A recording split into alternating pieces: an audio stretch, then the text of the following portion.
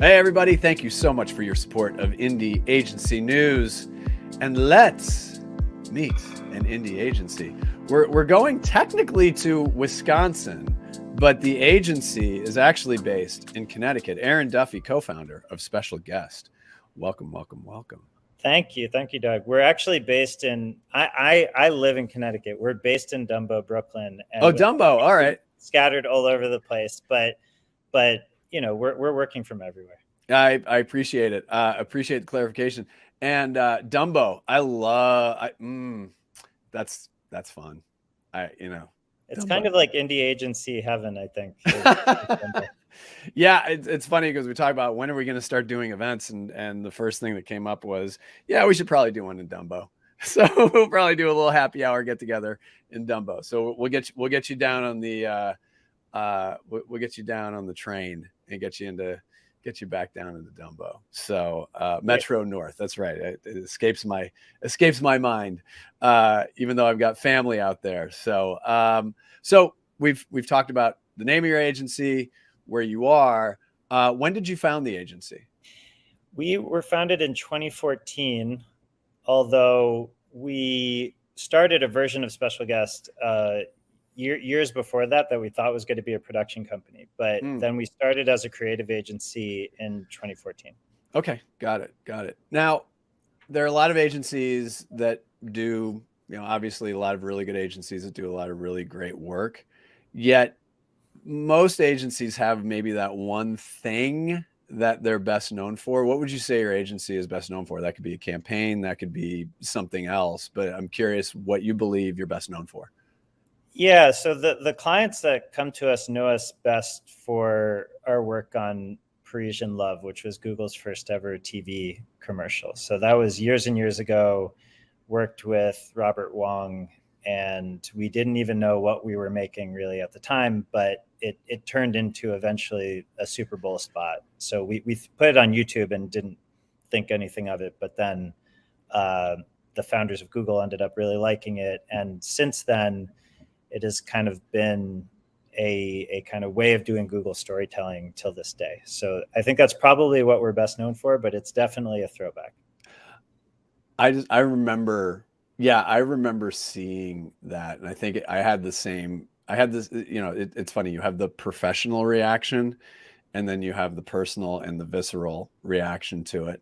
And I remember watching that, and as somebody that's been in the business for a long time, I looked at that and I said, of course that's the way you do this. And then as a human, I was like, this is just giving me chills. And what I think it really points to, and this is what we talk about a lot, is the inherent benefit of simplicity.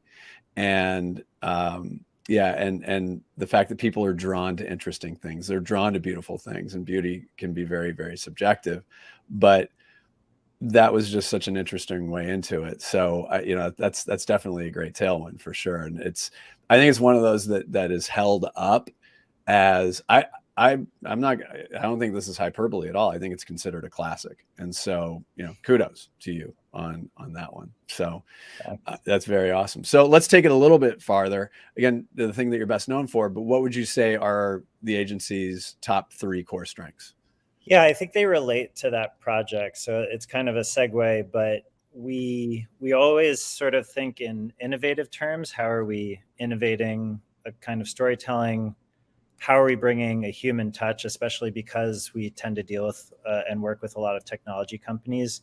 And collaboration is probably the third most important thing that we think about, because our clients so often know so much more than us about what we need to work on, but they're also coming to us for an expertise. So those two things really need to mix well. So always figuring out how to better collaborate as well.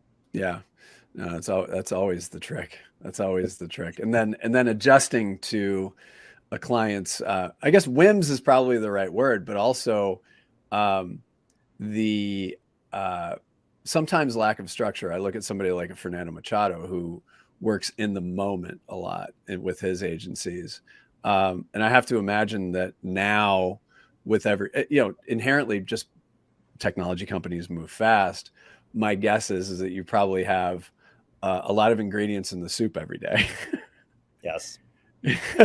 Lots of WhatsApp, lots of Slack, lots of stream of consciousness, but that can lead to great stuff. It definitely can. And I think what's also happened more recently is it's not just our internal Slacks, but we're on Slack with the IBM team, or we're on Slack with, I mean, it's because the ways of working remotely have brought in all new kinds of collaborative ways of working that we wouldn't have done. We like a very high touch, frequent approach to things. We want to feel as much as possible like we are in their day to day, as much as they're willing to let us in on their day to day. We think that's the way that we work best and come up with the best ideas. We don't really like to take a brief and disappear for a bit. So, you know, that the fact that there are those ways post pandemic that have become a little bit more high touch like that, actually, I think has benefited the way that we work a lot. Yeah, no, that makes a lot of sense. Let's go into why you love being an indie. And most independent agencies talk about the freedom, flexibility, the ability to move a little bit quicker. You know, in addition to that, what's maybe one or two reasons that being an indie is important to not necessarily just you and the leadership, but your team? Yeah, the first thing is that I think I can speak for everyone on the team. I'd have to double check, but I I think everyone has pretty much exclusively worked with independent companies. So I would Mm, say first that there isn't any of us that really know what it's like to work, say, at a bigger holding company agency, let's say, or a non indie company. So we also like to think that we want to learn from those folks as well. We want to know what's different. I've only ever worked at one company, which is my own company. right. So it's very my answer to this may sound like funny to some for this, but I think the idea of working independently, thinking independently, and feeling that everything we're doing is for the sole purpose of meeting what our clients need, that feels the best to me. My understanding is that that's not the only consideration when you're not an indie. You know, there's all sorts of other pressures and things like that. But you know, we don't answer to any other shareholders other than us and our team. Hmm. And I think that also means we don't have the same kind of resources, obviously. Hmm. So it's always going to be a trade-off. We talk a lot about growing. You know, we're a finalist for the Small Agency Awards for Ad Age this year, so we think a lot about what it would be like to grow bigger, and but we wouldn't want the independence thing to change, Hmm. and so it's important to us for being able to think very independently, come up with different ways of working, and I think our clients like that too. How many are at the agency now? It's 9 of us, so it's a small agency. But you know, Yeah. one of the ways that we sort of expand and contract is that I started as a director at First Ave Machine, which is a production company. So Hmm. First Ave is our sister company, so to speak. They're separate companies, Special Guest and First Ave Machine, but we sort of work hand in hand in a way that allows us to bring EPs in when we need them, or bring a director in Hmm. as an art director, or a creative director, and so we're able to expand and contract in different ways. Right. You've talked a little bit about some of the brands that you've worked with and work with. I'm curious the main reason that you believe a brand should work with you. And you've touched on quite a few things that make a lot of sense. But what are some other reasons, or the main reason that you believe a brand should work with your agency? So there are a lot of reasons, but I think what rises to the top for me is being able to work with like a smaller collaborative team that feels like it can really be part of our client's world, that we can kind of embed, like I was saying earlier. is one of the top reasons, because that can lead to better breakthroughs. I think when you're looking for a creative partner, treat it like you're adding this great new capability to your own world, rather than thinking of it so externally. And I think that's what's worked best with all of our clients, is this almost way of ingesting us, because we're not enormous. Right. So it's actually possible that when they're working with us, you're really working with leadership pretty much all the time. So you know what's going on. And so I think that, and not just for the experience of working in that way, but for the effect of having these sort of almost daily kind of breakthroughs and brainstorms through that process. All of our clients so far anyway have not been the kind of clients that are saying, here's what we need you to do, just come back to me with the answers. That's like rarely happened any time recently. It's really more been clients that want to be part of the process, and often are saying, this is the best part of my day. And if it's the best part of their day, it's not something they want to be excluded from. They want to be part of it. And that is very exciting for us when that's the case. Right. I know a few CMOs that run like that. Yeah. That's great. And I love that perception, not perception, but perspective of, this is the best part of my day. That's, yeah. And that makes it fun, which is what this industry is supposed to be. I want to talk a little bit about talent and understanding that your agency is small, but when new work comes in, you have to figure out where you can add some talent, where you can move some pieces around. And so this is more, not necessarily FTE, but anybody that is within that circle, just outside of the agency. I'm curious why talent should put your agency on their list, whether they're a freelancer or somebody that kind of bumps in and out, or somebody that there may be an opportunity to be with you full time. Yeah, I can't speak for all talent out there. Everyone has what they like most, but I think one thing to keep in mind, talent working with us, is if you like being hands-on, if you like getting your hands dirty, creating things, we have production DNA as part of our company. Prototyping, making. We very much talk about ourselves as strategic makers, to sort of combine the two worlds, of the conceptual world and the production world. Like I said, I come from director background, so I get antsy if we're not making things as well. So I think what I've found for the creative talent that's out there is that there's a lot of pitching and a lot of Google Docs, and we don't like to get too mired just in that world. We're very much hyper makers. So, I can't say that I don't know what our ratio is exactly from like pitch to execution, let's say. But regardless of what that ratio is, we're always making, and we always want to have something to show for. And I think a lot of talent like knowing that it's not just going to be a Google Doc to show for. Yeah. Oh, amen to that. As I stare at a Google Doc right now. Little thought experiment we like to do. This could be a client, a CMO, or a marketer that you're working with now, or somebody that you admire or respect. Which CMO or marketer would you like to say hi to?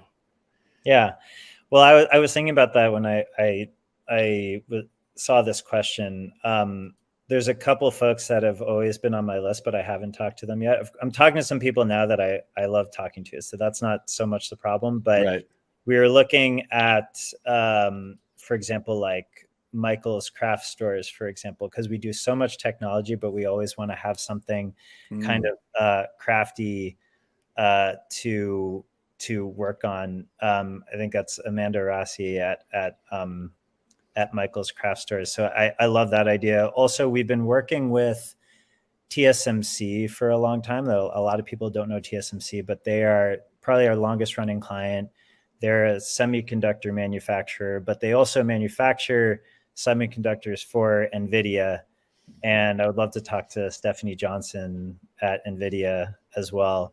It's a B2B company, but actually is like more and more important on a consumer level for people to know that NVIDIA, and I mean, everyone knows sort of NVIDIA is exploding right now from a almost like an AI perspective. So those are two examples, and I wanted to give one very sort of like crafty side and one very techie side, right? Because it to me it sort of is an example of the spread of that we like to do. I like it. Aaron, thank you so much for joining us. We'll see you in Dumbo for sure. Yeah, absolutely. See you in Dumbo. And best wishes for continued success. And yeah, thanks for joining us today. Yeah, thanks a lot, Deb.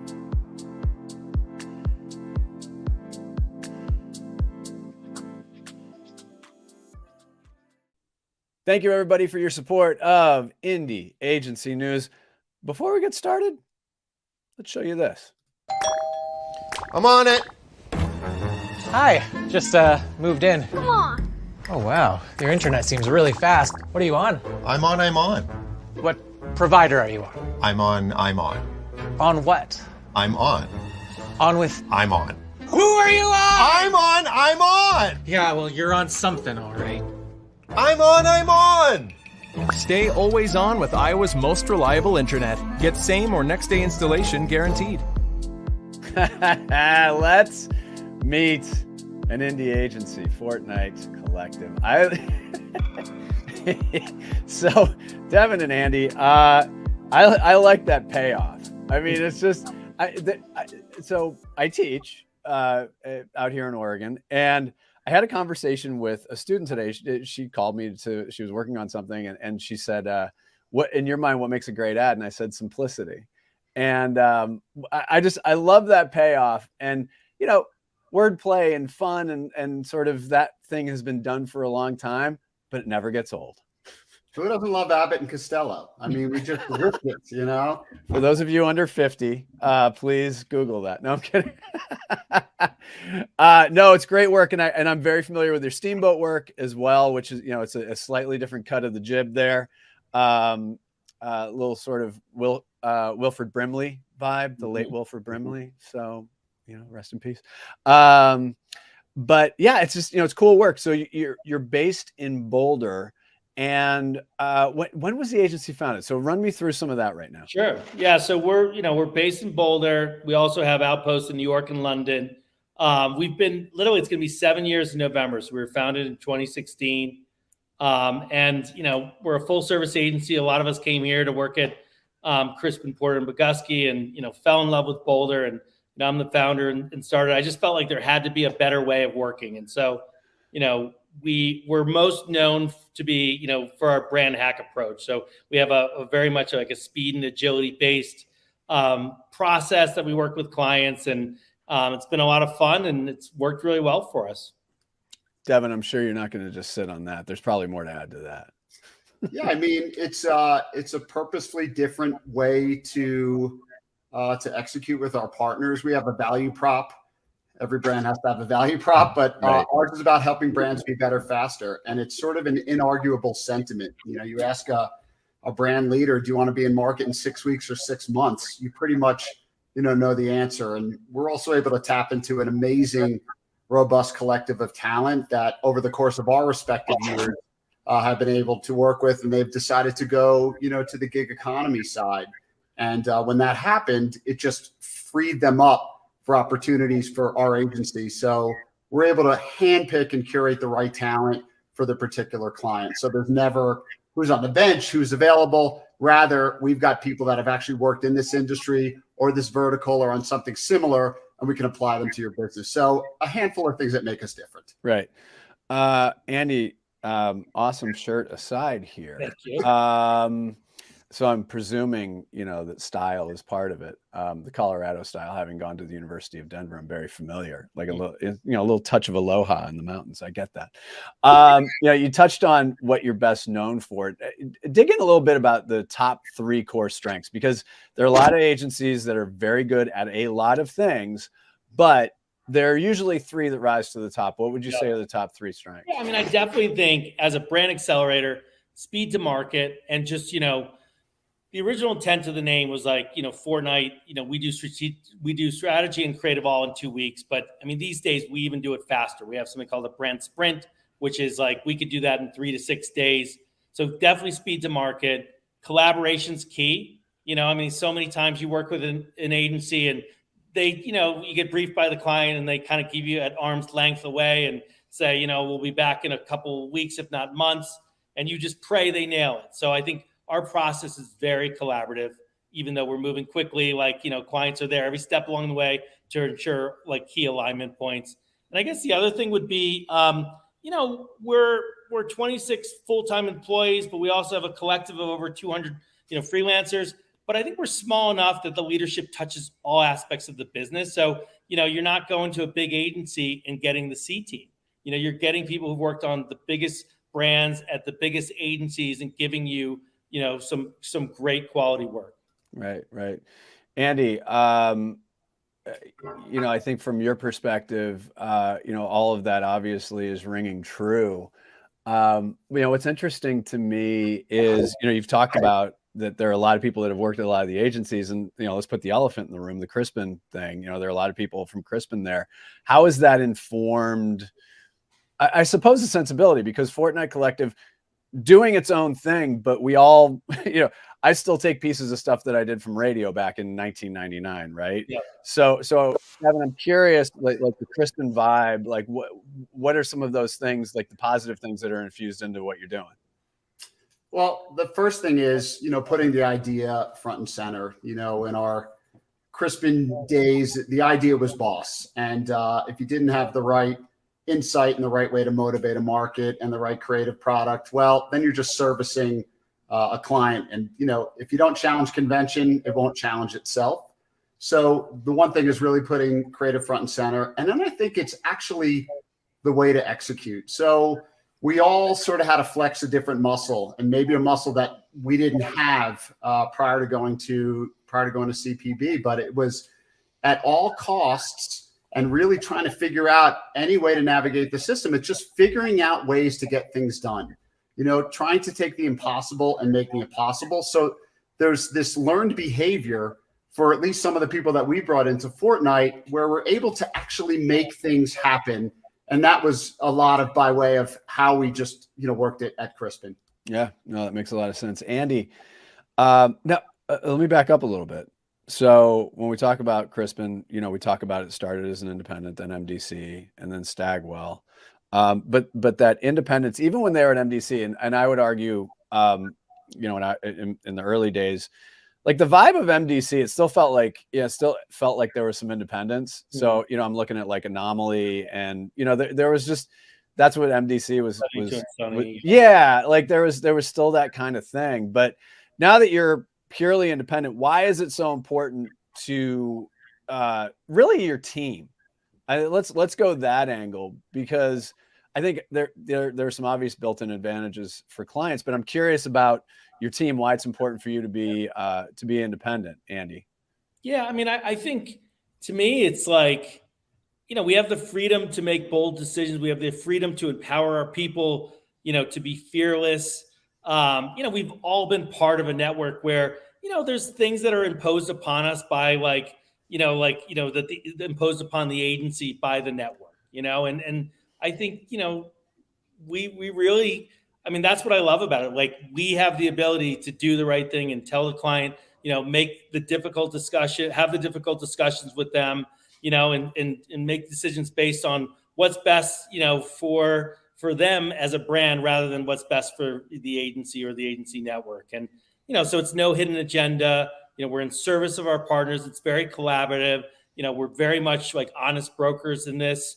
And, it's like, it's very bespoke to the client as well. I mean, I think when you think about a big agency, your first instinct when you have a client come in is like, not who's best for the assignment, it's who has capacity. And I think for us, it's like, who's best for this assignment? How can we make this great? And, we love that about it. That's that's such an obvious point, but one that I hadn't necessarily thought of, the capacity versus fit. Yeah. So no, that's really interesting. We'll have to discuss that a little bit more a little later. But we're moving on to, that's called a professional broadcast segue. I want to move on to what brands should know about working with you. What in your mind is, and again, you've touched on a lot of things here, right? You've touched on some of the mechanics, you've touched on the processes, you've touched on the systems, the philosophy. But what's a really big reason that a brand should work with you? And that's a jump ball. Whoever wants to take that one. Devin, you want to take that one? Yeah, I could take it. I think when Andy put this together, I think he came out of a new business world where he was saying no more than he was saying yes. And we've all done it. We hit the mute button and we're like, what are they talking about? There's no way we're going to be able to do this. It's how can we find a way to almost collaborate to a fault versus doing something that is, very traditional. And I think partners, really like to work with us because there's not an invented here approach. We make the decisions with our client partners together. There is dual accountability. I mean, we do a lot of the heavy lifting, but our clients are a part of the process all the way through. We can also execute, pretty quickly. Oftentimes speed works in our benefit because usually the first ideas or even maybe the second ideas are the best ideas. So it's going back to that earlier point about, speed to market and speed to ideation. Andy tapped into the collective, and the collective are not just people that we think are interesting. They're people that are senior level talent. We're talking CD and ECD levels and director of strategy. So the learning curve is basically eradicated. And when we can tap the right people in the right vertical, you're just about 6 or 7 steps ahead of where you would typically be. Right. An excellent use, especially you being from New Jersey, of the use eradicated. And I'm saying that as being from New Jersey myself. I have New Jersey roots. So that's Nice. I'm punking myself a little bit there. Andy, anything to add on that? Yeah, I mean, I just think that, we have fun doing it. Right. We empower our people. I mean, it's funny, even just that I'm on spot. I'm thinking about it. The creative team that worked on it, it's like ECD level talent that worked at Droga 5, worked at Goodby. That's the beauty of it. It's like, and I think one of the other things that's worth noting with us is like, I think one of the frustrations I had at big agencies is, Devin mentioned that I worked, a lot in new business.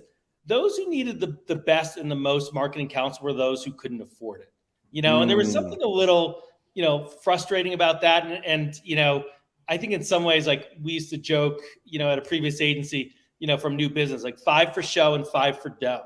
There's some that are just, pay you very well. And at the end of the day, we're not going to dial that in. We're going to try to do a great job on that, but they pay well. But there's others that like probably don't have a big budget, but Right. you can do some amazing work that creatives would love to work on it.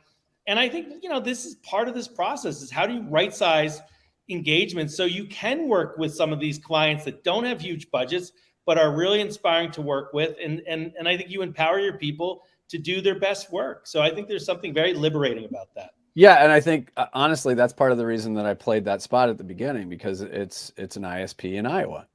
Yeah. And it's a good example that great. And I used to say this at Adweek and when I was at the Drum, where it's just, great work really comes from everywhere. And you just have to keep looking. That's all it is. And I think that that's really important too, because for brands that maybe, and I think of brands that are on the come up, right? So it could be a startup that's in a second round or a B round, or it could be, I'm a big fan of Springwise, and there's some really interesting businesses and like really solid forward thinking businesses that are just starting out, and who knows if they get some budget or they get some funding. And I think that that's one of the misperceptions that brands might have. It's like they look at you and it's like, oh, Crispin guys, there's no way I can afford that. It's like, well, you don't know unless you ask. Yeah.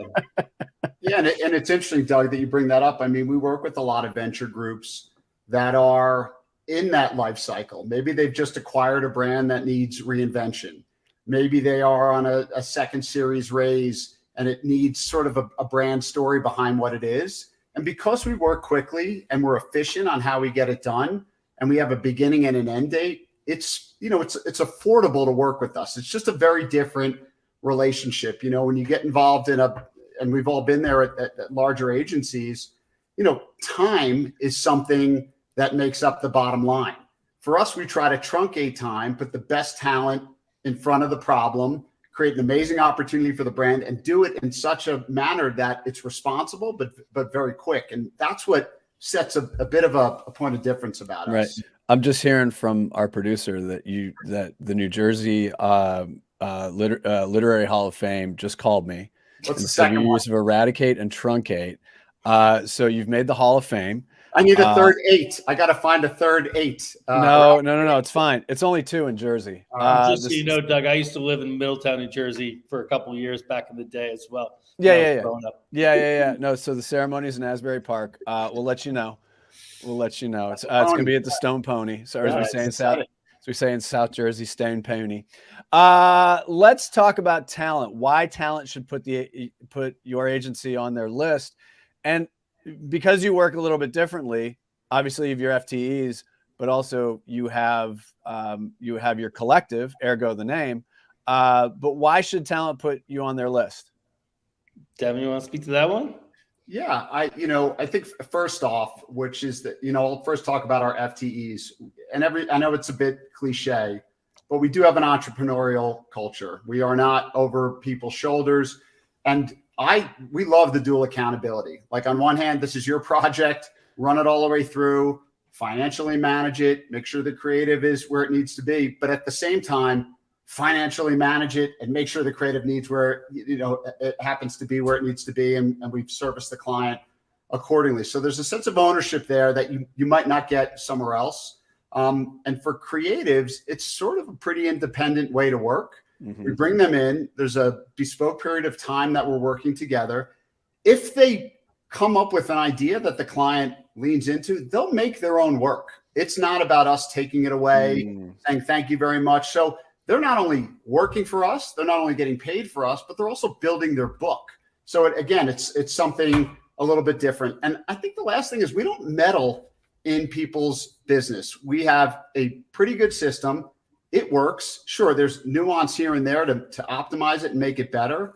But the fact that we've got leaders that can really lean in, be responsible for their own business, and see it all the way through is very empowering.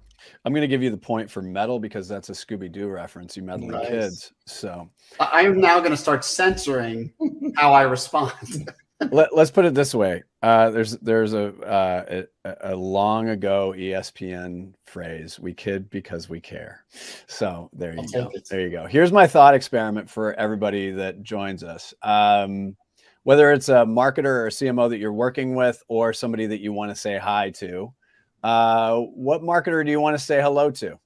Andy, I want to start with you on this. Cool. It's funny. I was thinking about that, and I could say it's like a new business thing, but you know what? I'm going to say Stacy Poole, who's the CMO of Noodles and Company, who's our AOR for, I guess, almost 2.5, 3 years now. They're a big restaurant chain out of, yeah, we know. Yeah. And it's funny with Stacy. I mean, she's been such a huge advocate and friend and partner with our agency. She was our Vail Resorts client before she was our Noodles client. And she actually is one of the biggest new business engines for us. She's always introducing us to her peer group. So I'd say Stacy Poole. All right, Devin. So someone told me a long time ago, I remember going in on the train into Manhattan, and I saw a business talk about something that they were inventing. And I called everyone as a guy, and I had my guy, and I was like, hey, should we invest in this? And he's like, well, what do you know about it? I'm like, not much. It was in the New York Times. He's like, you're way too late. Invest in what you love, and that'll be the best investment.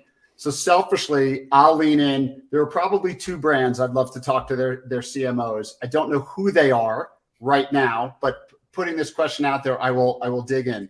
One is Harley Davidson, because I love the brand and I ride and I love what it stands for. And it's sort of this upside down culture where what you'd expect it to be, and it's completely the opposite. And the second thing is I've been playing guitar for 30 years, and I only acquire Gibson guitars. So there's something raw and gritty about what that is. Okay. And I would love to work on that so I can maybe get some merch as well. There you go. let's just be honest. It's about the merch. Mhm. I mean, I'm not going to lie. When I was in radio, there were things, Mhm. lots of things back then.